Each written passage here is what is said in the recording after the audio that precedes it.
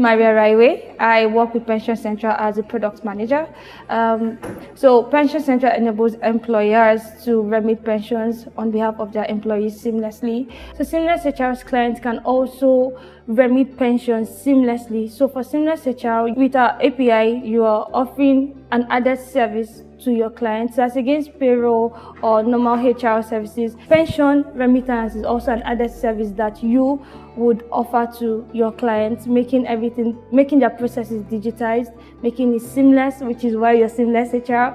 And so another value that you add to them by integrating with us, you're not just making their pension remittances easy, you're also end to end, you're in terms of payment remittance and also for compliance report, they can generate all of that through you. So why wouldn't I want to be connected with Seamless HR? So it's not just going to be payroll, it's not just going to be onboarding or staff onboarding to exit or payroll. Pension remittance is made easy because I have Seamless HR. So thank you so much.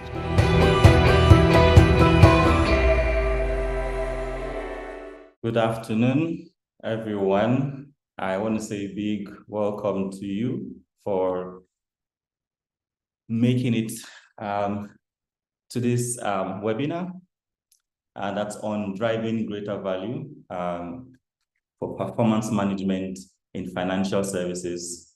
It's been a very busy day for most people. Wednesday is the day where most of the things that don't make it to Monday and Tuesday fall in. And that's a lot of things for most people. So really appreciate you taking your time to join this webinar today. We have the pleasure of our speaker, Amma, who will be coming on very shortly, but I'm going to do an introduction. But just before then, just want to recognize all the attendees who have made it here. I can see we have from Ghana and from Nigeria. Just much love to everyone, and thank you for making it. I'm still reveling in the independence of Ghana some days back, so we also celebrated with you as well. And today we're going to be looking at taking a deep dive into performance management, and with a specific focus on financial institutions. And we know that many of the attendees here, this is something that is very, very relevant for them, because we know how much of a high-risk finance business is, highly regulated. Things have to be done to the T's and to the I's. You can't approximate things. You could easily get into trouble. You have people who are looking to you to be able to help them build their career. There are people who performance management is what will determine what goes on in their family in the next few years. So a lot of lives are at stake. So it's very important for you to get performance management right, especially as a finance institution. And you have come to the right place for that. So, surprise, who is our speaker? Our speaker is Amansa. If you're familiar with working in Ghana in the finance industry, you definitely would know. You will know her. She's an inspiring human resource professional with more than about 20 years experience in the financial services sector in Ghana. She's got proven success in leading teams to build, sustain, transform, both in the country in Ghana as well as outside and also on the multinational scene as well. Amma demonstrates in-depth insights in human capital development and management, having worked with Glico Group for a while, Enterprise Group, Standard Chartered Bank, and Agricultural Development Bank as well. She's been on both the executive and senior management roles across industries. And as well, she's worked with the International Labour Organization in Geneva, Switzerland as well, in the InFocus program on strengthening social dialogue. Now, Amma is also a lead consultant for Peak Resources Consulting, and she's also an international facilitator and coach with MCA Training International, South Africa. Now, there's still some interesting facts to come, but she also co-founded Peak Lesson, a school located at Community 22 in Tema, Ghana, with her husband. She's a committed Christian and also a Sunday school teacher. I'm sure we have memories of that. Now, she's also a writer, an ardent one at that, and she's published some very interesting articles, which are very, very, very top-notch articles on leadership, personal and managerial effectiveness, And a few of them, for example, are strength of a leader, leading with the heart. So as you can see, AMA is not just about the technical bits, but also about the human side of things. Leadership lens, plucking low-hanging fruits, job hunting expedition, racing from behind and corporate strategy, a rhetoric or call for action. So AMA sort of like does stuff that is useful for a very wide range of people, depending, no matter where you are in your career, whether it's for personal growth, whether it's for what you need at work as well. Some of you might not also know this one, but AMA was adjudged among the top 50 HR leaders in Africa in 2020. That's a big deal. There are a lot of top-level, top-notch HR leaders on the continent, and AMA makes it as one of them. She also holds an MSc in Industrial Relations and Human Resource Management from the London School of Economics, UK. And this one we both have in common. She has a bachelor's degree in psychology from the University of Ghana. I'm not from the University of Ghana, but we have the psychology bit together. So just to introduce myself again, my name is Seun Obatui. I'm VP of Partnerships and International Expansion at Seamless HR, and I have the pleasure of introducing you and welcoming Ama to speak now. I'm sure many of us are clapping, because I am. Please welcome us, John. Ama, can we have you now? Thank you very much, Seun, for that elaborate introduction. I was wondering if that was really me. Thank you very much. I'm humbled. Good morning, everyone. And thank you, Seamless HR, for this opportunity. My being here today as the resource person for today's webinar is a gift, which I do not take for granted at all. And I'm honored to meet all of you and connect with all of you online.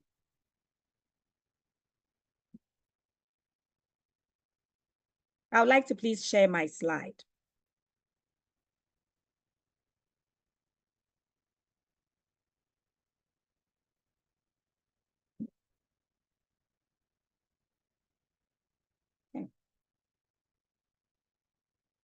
Today, we are going to share some insights, actually, delve deep into unlocking value in performance management within the financial services industry. From my profile, you can tell I've worked in the banking sector, I've done insurance as well, I've worked in the pension space and also in asset management. And I've seen that the process and how it actually feels, this process of performance management being experienced by all employees at various points in time. So I think I'm in a good place to talk about it this morning. So thanks for the opportunity and let's journey together. As you all are aware, performance management is a key component in the employee life cycle. Once a person enters into a company, it goes through he or she goes through a lot of phases. And one key phase is the performance management process. So it's very central to businesses and the financial service sector in particular. It's really critical and it's something very, very meaningful. As Seun says, it even turns lives around because a number of people in turn benefit from it through the rewards that are gained by employees. So this morning, by way of an agenda, we'll be looking at understanding performance management, a general understanding. And as I said, this is a practice that you've all been acquainted with over the years. So we'll touch on that briefly. And then in life, we need to know the why of whatever we do. So we'll be asking ourselves, why do we do performance management? Why is this so important and a critical factor for us as employees who work in the corporate space, particularly within the financial services sector? And then we'll move on to the third phase, which is about how we can unlock value, how we can optimize performance management within our organizations, both for ourselves and also for the organizations in which we work for. And we'll do that by looking at best practices, looking at technology, how its innovation and currently what we're experiencing in terms of technology in line with performance management. We'll touch on future trends and end this webinar with that.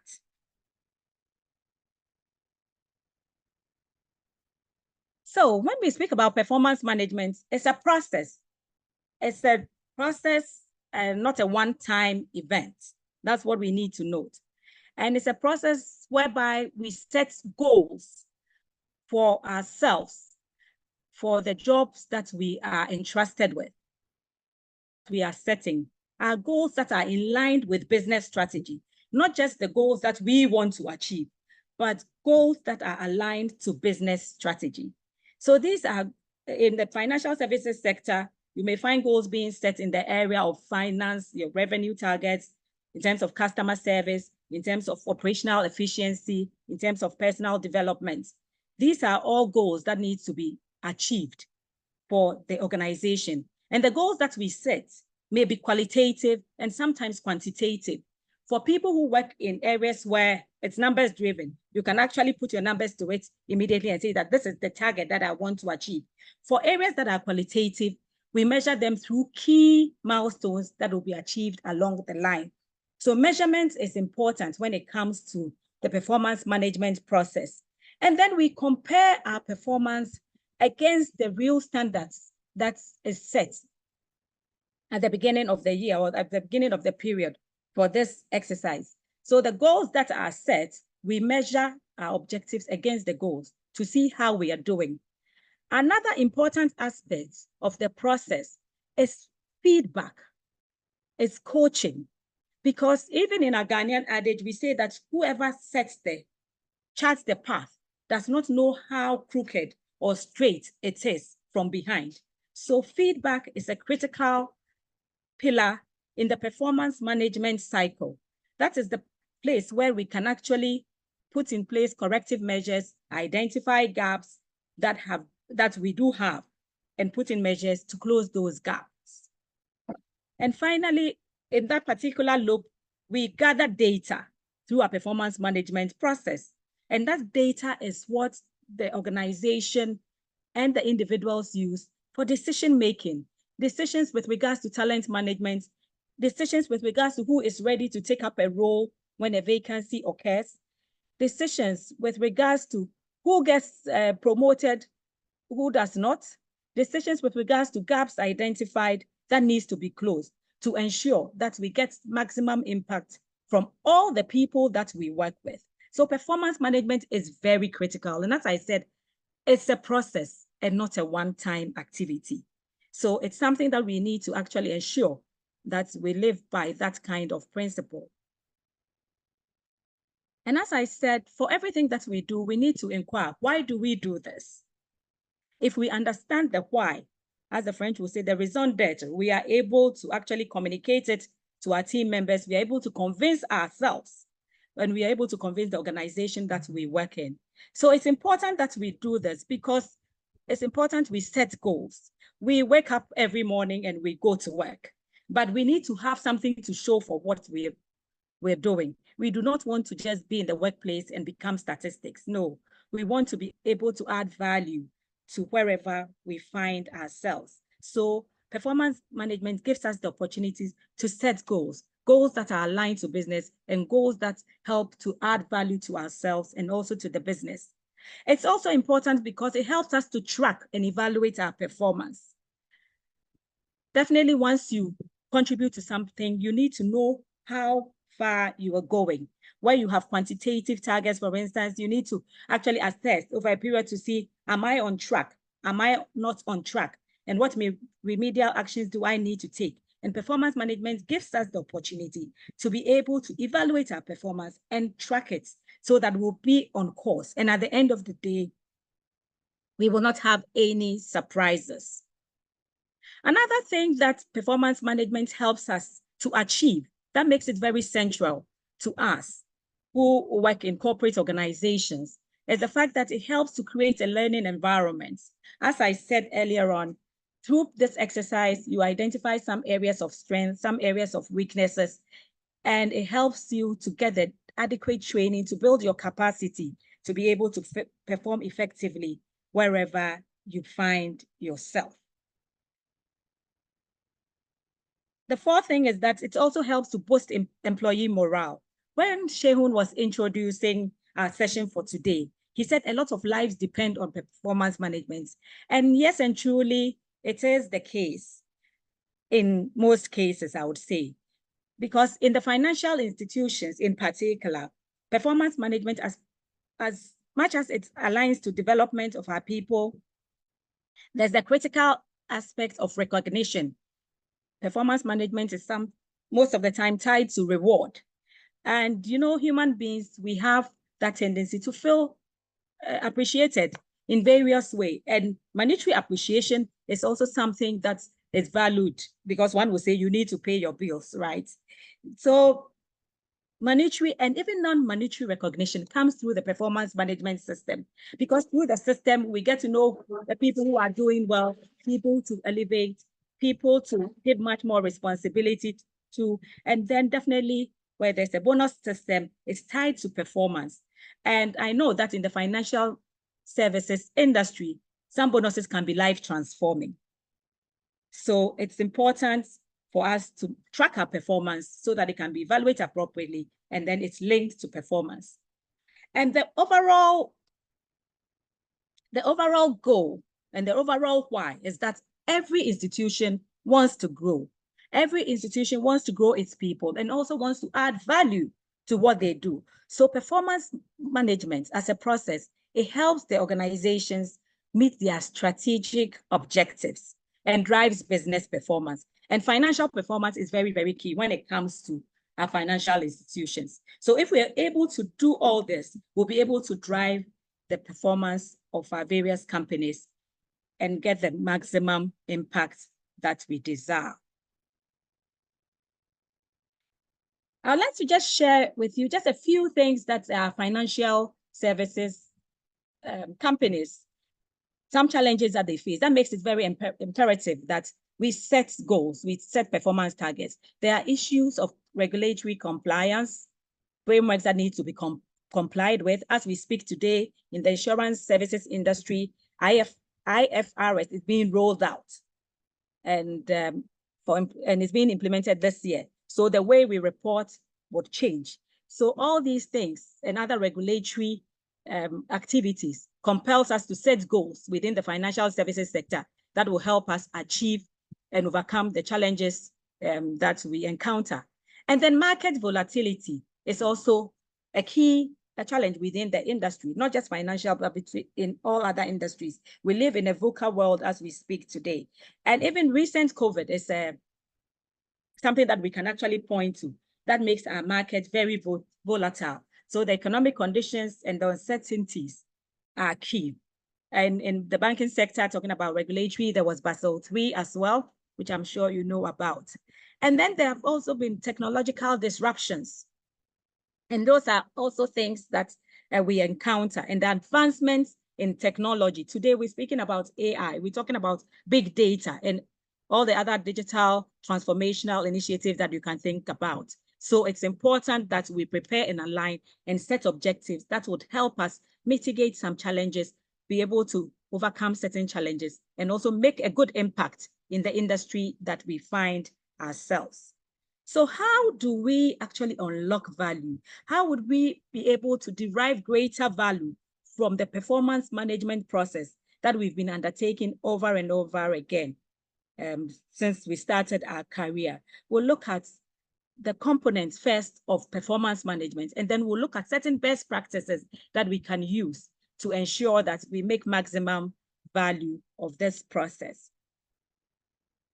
With performance management in the financial services industries, there are various types and various tools that people use. Some use balanced scorecard, some use key results areas, some use 360 feedback tools, and some use the traditional objective setting system where you have your objectives and then you have your key performance indicators, you have your weightings, and then you have a column where you actually record your key achievements for which you'll be measured against.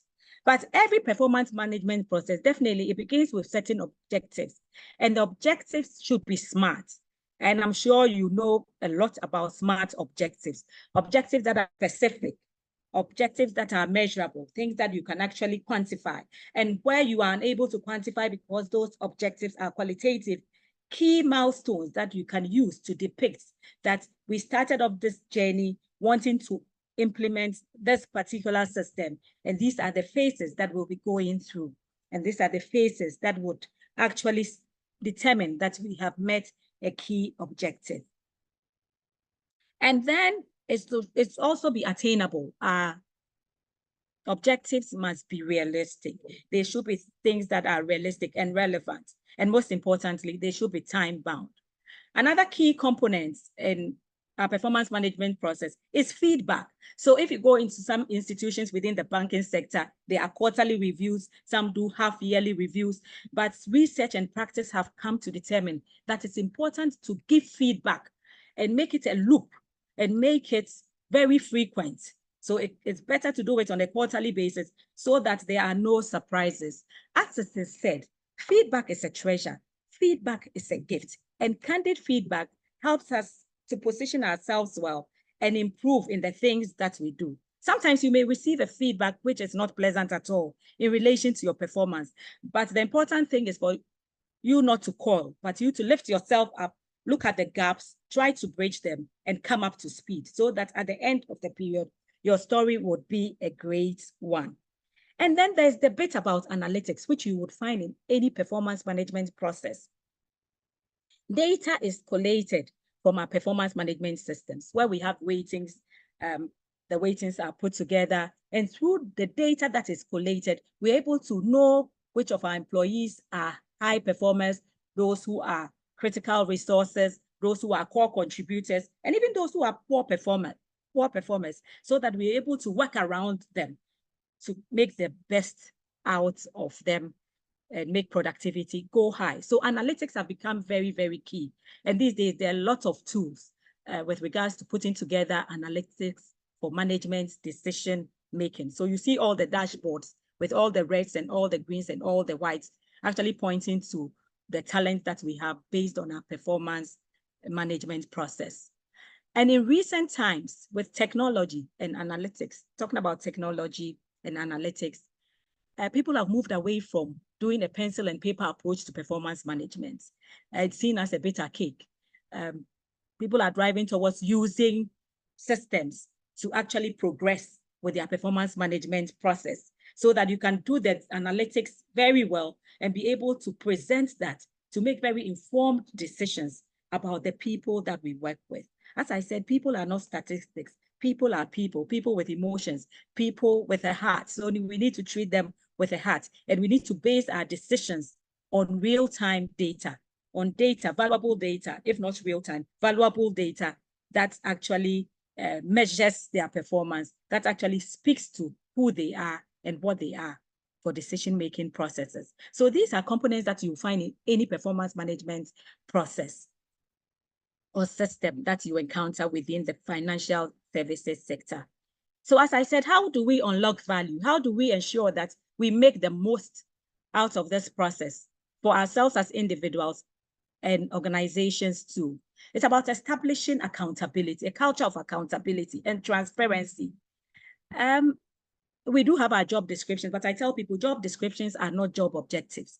Job descriptions tell you what the job is about. Job objectives are the key deliverables that is required for you to achieve at every particular point in time. And it's important that accountability is made clear. Once we make accountability clear, then we would know who to hold accountable for particular items on our performance management system. And this accountability and transparency should be something that is well known and widely known across the organization. It's also about building collaborative teams and shared goals amongst teams. It's important that we do this because I have worked in organizations where I've seen shared goals work. And where there are shared goals, people feel responsible for other employees. So you know that your input is somebody's output. So you don't unnecessarily delay, because all of this would account to how the person or that individual is viewed, or that person is accounted for in terms of his or her performance. And so having shared goals actually improves collaboration and actually makes the performance management process very efficient and very equally rewarding for every member. And then we need to invest to get value, invest in employee development, particularly in the area of training.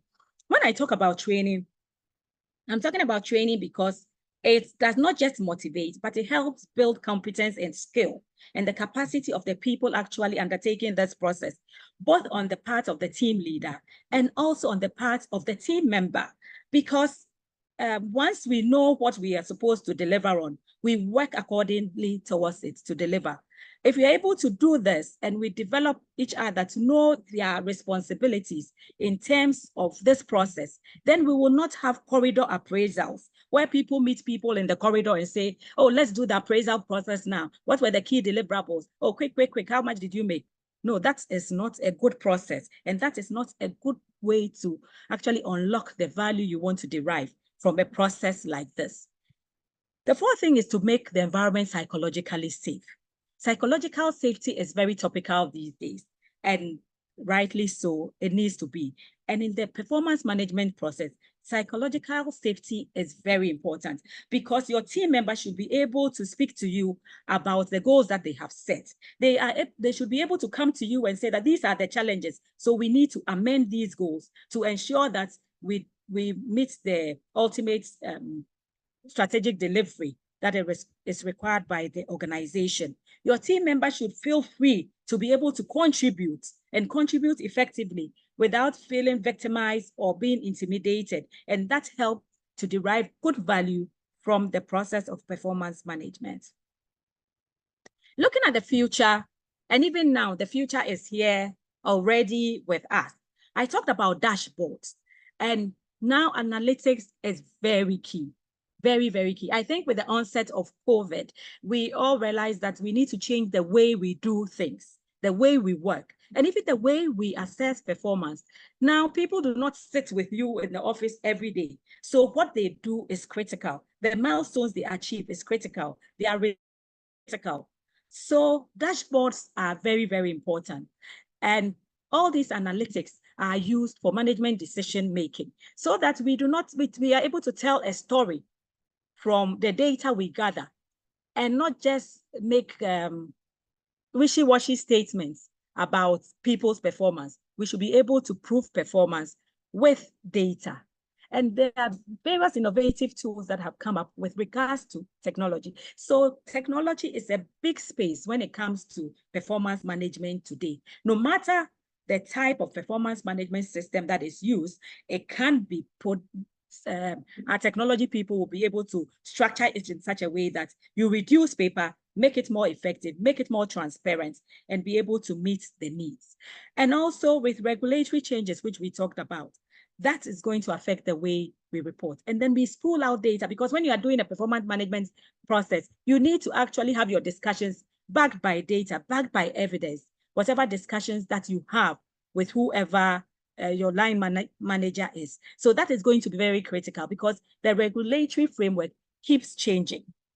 And we need to actually rise up and do the right things so far as our performance management process is concerned. And then customer expectations. Now, customers have become very sophisticated, just as our banking and insurance sectors and asset management corporates have become very sophisticated. Our customers are equally sophisticated, and they are looking for one thing or the other. Sometimes you say that they're looking for the moon. So we need to be able to structure ourselves well and position ourselves very well for the future, for now and the future. So finally, to unlock value, I've put down just a couple of areas that I think would help us unlock great value within the performance management process and systems that we have.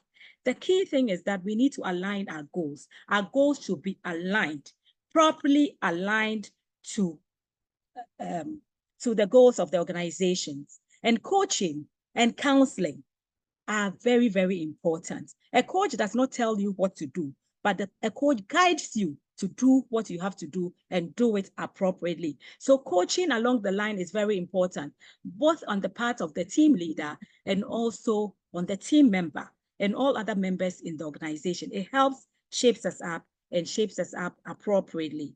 And then there's the need to have courageous conversations. Courageous conversations are tough, but these are difficult conversations that help people shape up.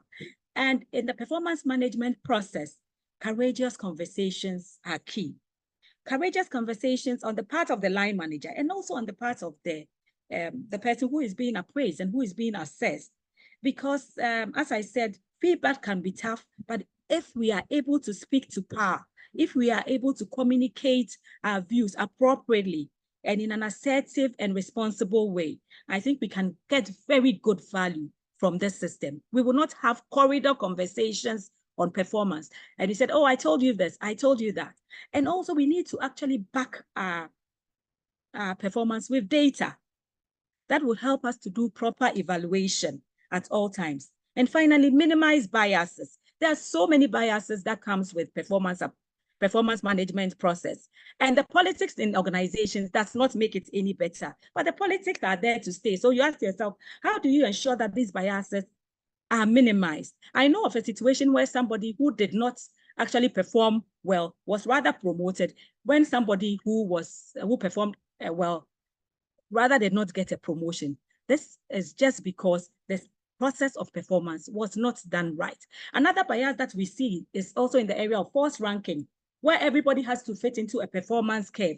Yes, mathematics says that, yes, we do not all perform the same way, but it's important to look at the performance of the individual and the performance of the team, because in certain teams, they would have done very well and they need to be rewarded accordingly. So if we do all these things, I believe we'll be able to unlock value and get better results from our people when it comes to the performance management process. On this note, thank you very much for sharing this with me and being here on this webinar. I'll hand over to Shehun. Shehun, over to you.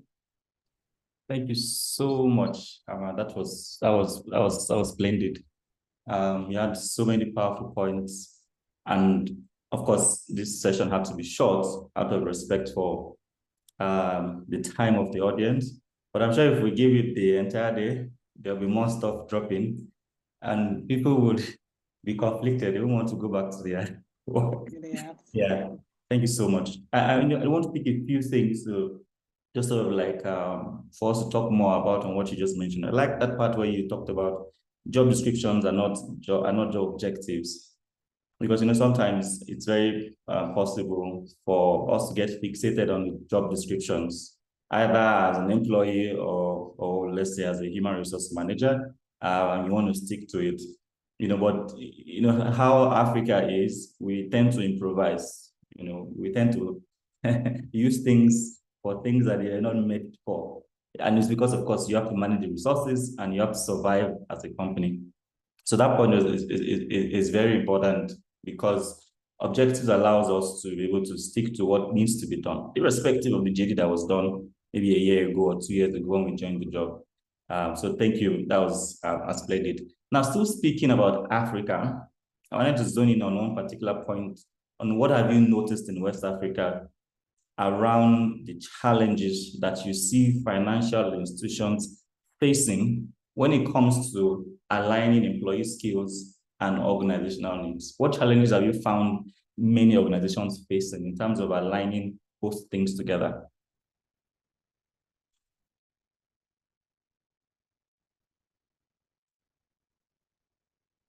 Okay, thank you very much, Shehun.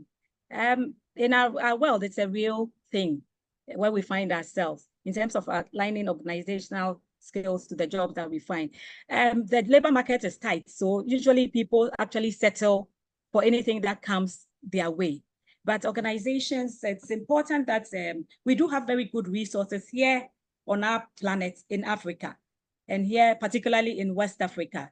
So it's about organizations looking at their needs, where organizations are able to tell what are their key needs to drive their strategic agenda for a particular year of a particular period, and making sure that the people that they have, the resources that they have in-house are actually built up in terms of the training, in terms of their capacity to be able to fit into the roles that we have.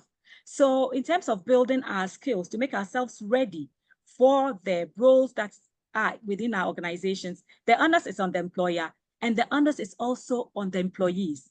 I always tell people that as individuals, when we develop ourselves, we are doing it and putting it in our back pocket.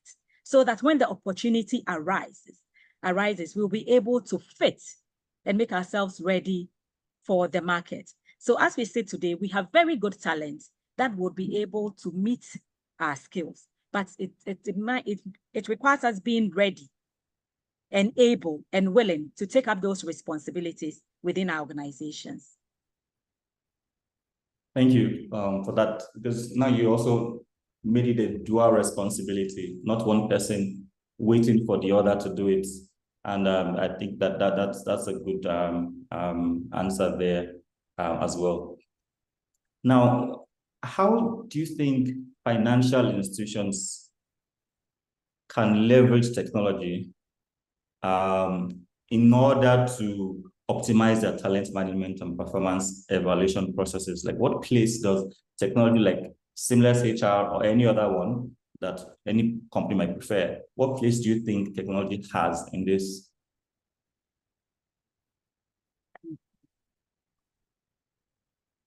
Yeah, I think technology has come to stay and it's not going away. So I think we need to actually make ourselves ready and be ready to delve into it. We are already actually living in the technological age. And it's important that you get tools that would help you. The times where we used to use Excel to drive some of these things at talent management, the performance appraisals, training, and things like that, that season is getting over. If you want to get good results and you want to get good data that helps with management decision-making in every area of the employee life cycle, then you need to get a tool, because the tools make it faster, it makes it cleaner, and it makes it quicker. Sorry, I've talked about faster. It makes it cleaner, it makes it faster, and it makes it more efficient. It makes it more efficient so that you'll be able to tell a story based on a particular trajectory. I have seen a number of financial institutions move in this direction in terms of using tools, technology tools, to drive the people agenda. And their stories are awesome. It's something that I would recommend, actually, because it makes it easier and it makes your story. You know, people say HR people tell wishy-washy stories, flowery stories, but we've moved from that era. Now, HR people tell their stories with data that are seasoned from the business. So even in the financial space, regardless whether you're in corporate banking, retail banking, asset management, pensions, wherever you find yourself, we get relevant data that we can actually give back to the business, analyze and give back to the business to make informed decisions. So the decisions that are made are based on facts and figures and not flowery stories. We've moved from that era, and it's important that financial institutions and even all organizations leverage on tools that would help them to be able to move along the employee life cycle appropriately at all times. Splendid. Thank you for that. That's quite insightful. I like how your answers also bring in aspects from different areas, and that makes it very easy for people to pick different things that applies to them. Thank you. Let's dive in a bit on psychology. You know, let's indulge the audience. Let's zoom in on psychological safety. You talked about that. What have you noticed in terms of the relationship between managers and their team members regarding psychological safety, and how that affects the outcomes of performance appraisals? That freeness of speech, able to openly communicate, how does that affect the outcomes, and what's the implication for companies? Okay. Thank you, Segun. I actually learned more about psychological safety in 2021 during the COVID period, I must confess. I have actually read about it, but I had not paid too much attention to it. But I actually had an encounter through some work that I did in the mines. And that made me research more into psychological safety. And looking at it, you see that it's something that is very, very critical in getting value from people. As I said, people are people with emotions, and therefore we need to be emotionally intelligent. This is something that it's been touted everywhere. But if you want to be emotionally intelligent, then it means you need to know yourself, know others, and know how to actually manage each other to get the desired results. Basically to say so about emotional intelligence. And I've seen that it's very critical in getting results from people. And in our settings and our corporate settings today, sometimes people rule with fear. People come to work and they are afraid. And I think it's not a good sign, because when people are afraid, you do not get the best out of them. We will say that in certain areas, people do not actually come out and make you afraid. But there are certain things we call microaggressions that are so subtle. Like, I come and say hello to Segun. I don't say hello to Amma, but they sit in the same office. I tend to treat this person differently, and I treat the other person differently. People are actually watching. And it sometimes does not bring out the best performance in people because they live in fear. They're afraid to speak because when they speak, they will be tagged, and they feel a bit intimidated, and they don't have the courage actually to do anything. So they are just yes men and yes women actually sitting in our chairs, and we think they are delivering value to the business. But it's something that needs to be looked at critically so that we make our environment safe. When you go to organizations, we have one of our values, a very popular value in certain organizations, as safety. And we try to keep things in the right place so that people don't topple over. But psychologically, we do not preach psychological safety. We also need to make people psychologically safe. In their minds, they should be safe. In their minds, they should feel confident to contribute. In their mind, they should feel confident to raise up their hand and actually say, this decision that you are actually say, that you said we should go to the right. But I think if we do it this other way, it could be good. Let's try yours. Let's try mine, whichever works. And then we move on with it. People should feel very secure, because microaggression is something that is very, very prominent. It's like even going into a building where there's no wheelchair access, for instance. Like, somebody who cannot actually walk, cannot use his limbs, and you're having a party and you're having it on the 5th floor. How did the person go there? So we need to be conscious about it. We need to be deliberate about it. We need to talk about it. And we need to train ourselves, our leaders, our managers, our staff, all across all levels, to ensure that our environments are safe enough for people to work and deliver value. We need to sometimes call a spade and not a big spoon. Sometimes. But I would put a caveat around this whole thing about psychological safety. Psychological safety does not mean be rude. There is psychological safety. There's a thin line between assertiveness and aggression.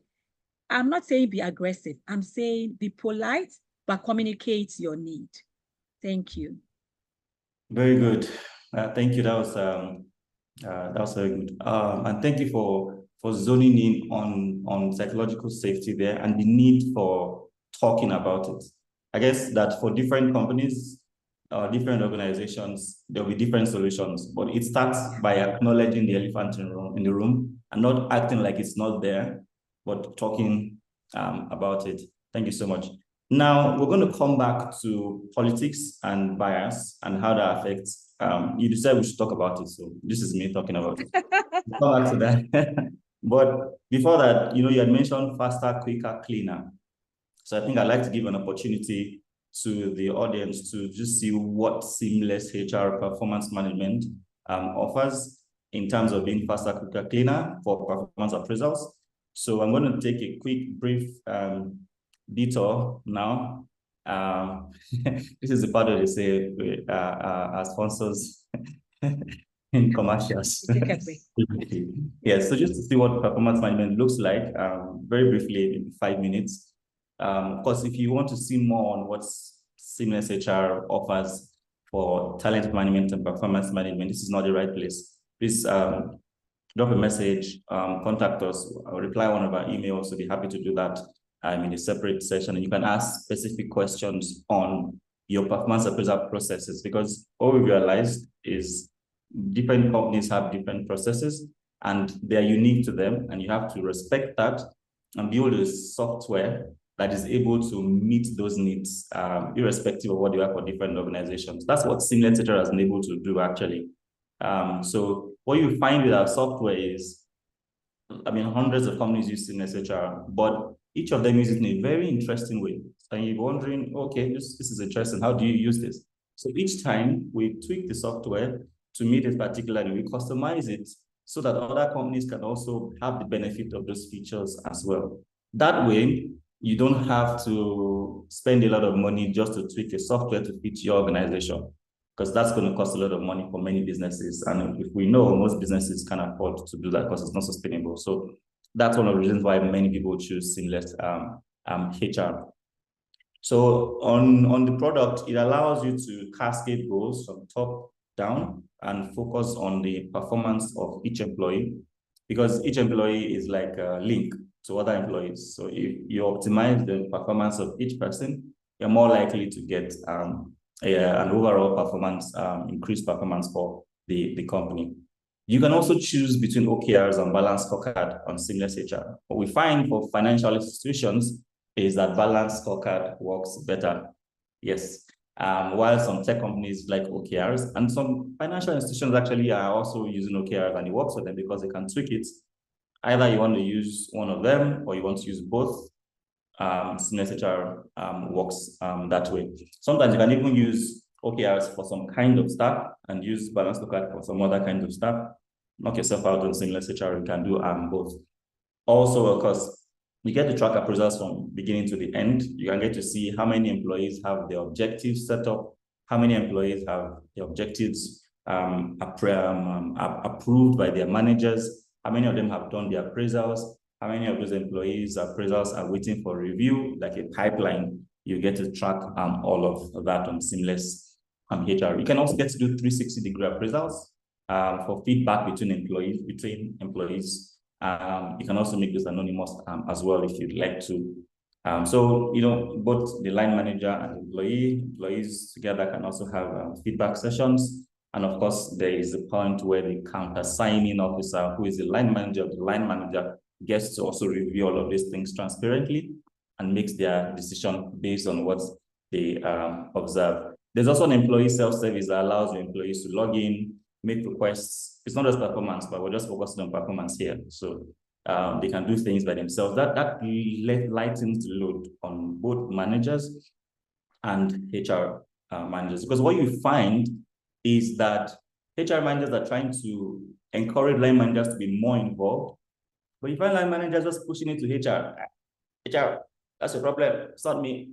But if you have a system that helps everyone to know what they do, then it makes the process easier. You don't even have to explain too much. Just say, log into the system and do it yourself. So that allows you to, system allows you to make that happen. And of course, like Amma mentioned, data is important. So you get to make data-driven decisions because you see all of the organizations, their performance data in one place. You can see who are your top 10 percentile, who are the guys that you should retain, who are the guys that you want to encourage to do better in terms of providing courses for them or coaching, and then who are the guys that you want to, maybe give them one more chance before you kick them out. Unfortunately, it is what it is. You might have to do that. And that's what performance management helps you to figure out who should this be happening to, where do you need to replace people. There's also an appraisal review committee view that allows your appraisal review committee to sit and see the result of the appraisals across the entire company. That can be in a boardroom setting. They can also do it remotely wherever they are as well on the system. You can customize the workflows. Like I said, many companies are different in how they manage performance appraisal. So one size doesn't fit all. So in some companies, it's step A, B, C. In some companies, it's A, C, B. Seamless HR allows you to make all of those and changes. And even if you make changes at the end of the year, you want to change them based on your new strategy, system also allows you to do that as well. There's a survey model which allows you to check the pulse of employees. You need to know, we talked about talking about these things and making people have a safe environment where they can communicate the things that are on their mind. So the performance module allows you to do that with the survey module of things under the talent management system on talent management system. There's a competency module as well that allows you to have a library of competencies and then appraise people against those competencies. So there's a lot. I've done a lot of seamless HR demos. I can tell you for a fact, it will effortlessly take 2 hours. So if you didn't want to do a demo, but feel free to make let us know if you want to see a demo, and we can always make the demos short, customized for what you want to see, even if it's just 30 minutes as well. I know you can also find us on Seamless HR as well on social media as well. So this is a snapshot of the other modules on Seamless HR, apart from performance management, employee self-service, payroll, performance recruitment, leave, onboarding, time and attendance, on and on and on and on. But we're here for the webinar. So, and we're talking with Amma about performance management for financial institutions. If you just joined us. So we're going to have Amma join us back now. Just letting you know that I'm going to call you back now, Amma. Now we want to take more questions from the audience as well. I mean, to see what they'd like you to also speak more to as well. So I think that, yes, I have one here. Please give me a moment. Looks like I'm getting old now. Who would have thought? Okay. Okay, someone's asking will the presentation will be shared. Yes, it will be shared with the recording, you know, the presentation being shared. Yes, I know of the recording being shared, but yes, I think host here also confirmed that the presentation will also be shared as well. How does the software function in small and medium-sized companies? Okay, I think I'll take that, but the next one is for you, Emma, but I can take this one. So how Seamless HR functions for small and medium companies, pretty much similar to how it works for large companies too as well, which is when you want to set you up, we'll upload the list of your employees on the system and then make connections between those employees. Who's the manager, what's their staff code, what's their basic employee information, put it on the system, give them access to log in, update the information for HR. You'll be surprised many employees have not updated their information for 10 years. HR doesn't even know where they live right now. So this allows you to be able to update all of that. And then of course for performance as well, they can log in, update their objectives, or the line manager can do that. HR can also do that as well. You can cascade down, you can cascade up. But again, happy to show you what the demo looks like. Just make contact with us and we will be in touch with you. Now this is to Amma. Amma, someone is asking, how does Seamless HR's performance management module help financial institutions meet regulatory requirements? So this one is also Seamless HR. Okay, looks like people are moving on quickly. They're trying to apply what you've learned, and it's just going straight to technology.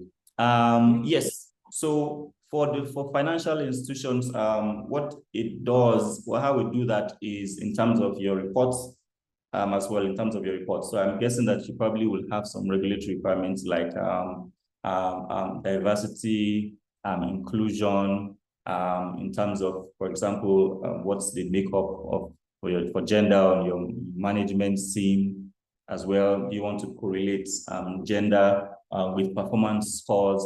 Again, different countries have different one of those. So it is something that, of course, Seamless HR helps you to do, not just on performance, even on the payroll side of things as well. So that's also possible for you to do. Happy to show you what that looks like in a demo. I'm trying to keep the answers short so that we can round up with Amma and let people go. Okay, so another question from the audience, I'm just picking that up now. Yes, Amma, someone's asking, are there any potential challenges or considerations that organizations should be mindful of when adopting technologies for performance management?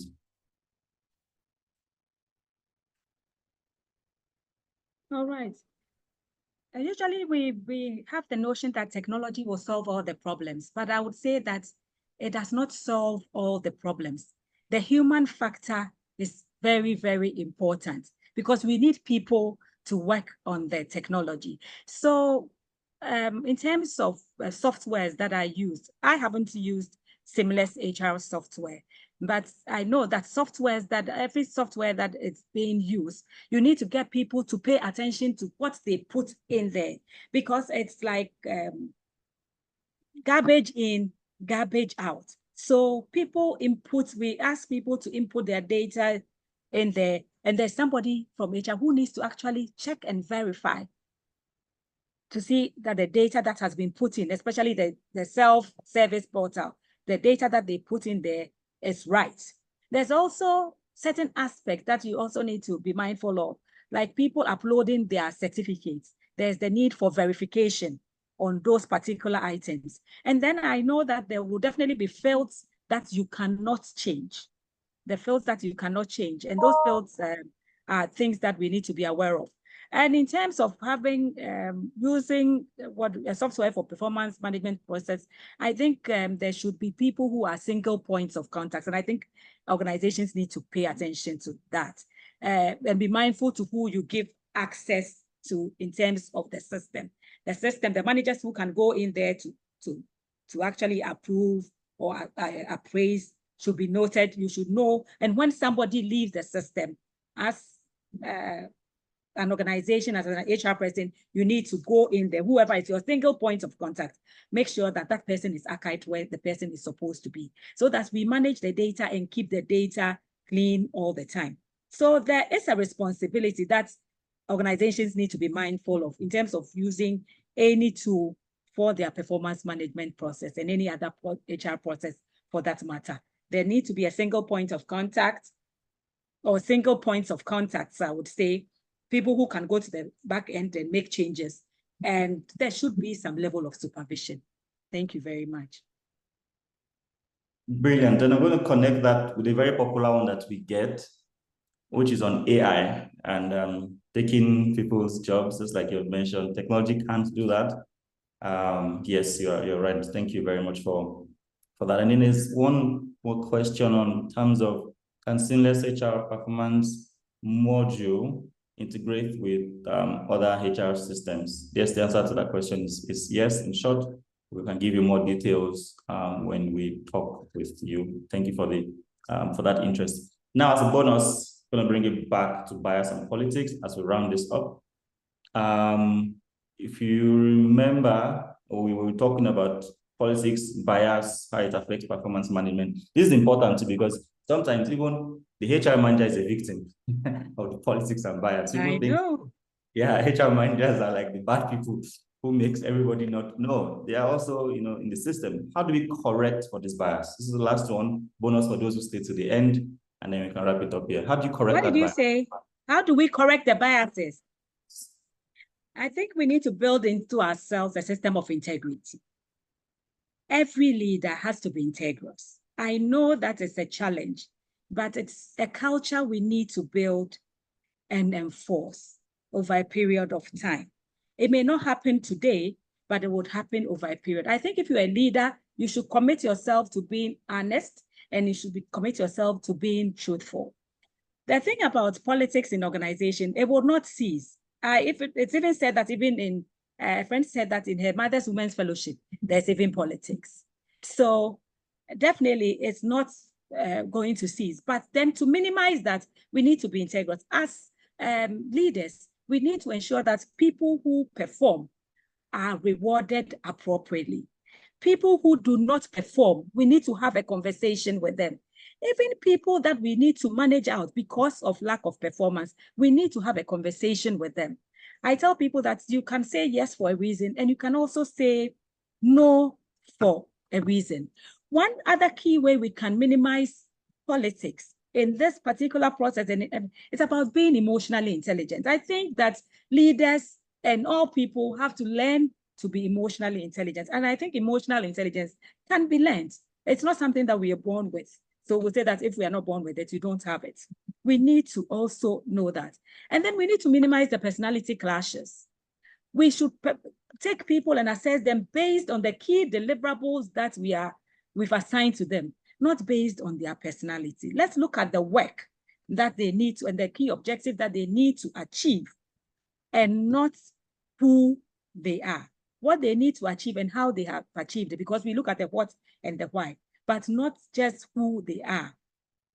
And then there should be some levels of controls when it comes to calibrations, when it comes to looking at the performance curve. We need to look at it critically, and we need to look at it objectively. If a business performs, if a department performs, mathematics shows us that we do not all perform the same, but it does not mean that somebody has definitely performed poorly. Look at the entire business and make a decision based on the entire business. And I think we need to speak the truth. We need to be psychological. We should make our environment psychologically safe so that people can actually prepare themselves and come into the workspace knowing that they will be rewarded for good performance and they will be sanctioned for performance that is not good. So I think all these things can help us to minimize the biases that we have. But if you're a leader, be a leader of integrity and lead with a heart. Thank you.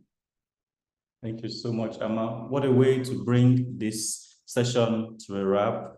Thank you so much for your insightful contributions. Just to mention that people didn't drop off from the webinar.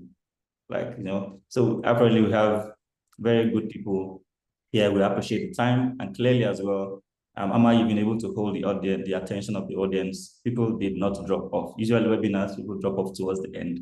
And we also appreciate the time that you've given to us. Everyone who's been here, we look forward to having you when we have the next sessions. We also look forward to also hearing from you so that we can connect with you and show you what seamless HR looks like. My team wants me to talk about this. I was going to say no, but maybe I shouldn't be a bad belly. I should allow people make money. So if you refer seamless HR to a company and they do actually buy seamless HR, there's a rev share opportunity for us if you're a referral. So please go to www.seamlesshr.com/refer-an-n. Preferably that should be not your company, of course, other companies, but your company integrity, as you said. But let's of course make sure that we also talk to your company in terms of using performance management. We'll be happy to show you what it looks like. Happy to also show you opportunities for you to earn some revenue in terms of referrals. Please find us on social media and connect with us. And look forward to seeing you another time when we bring another speaker. Might be Amma, might be someone else. And goodbye, everyone. Bye.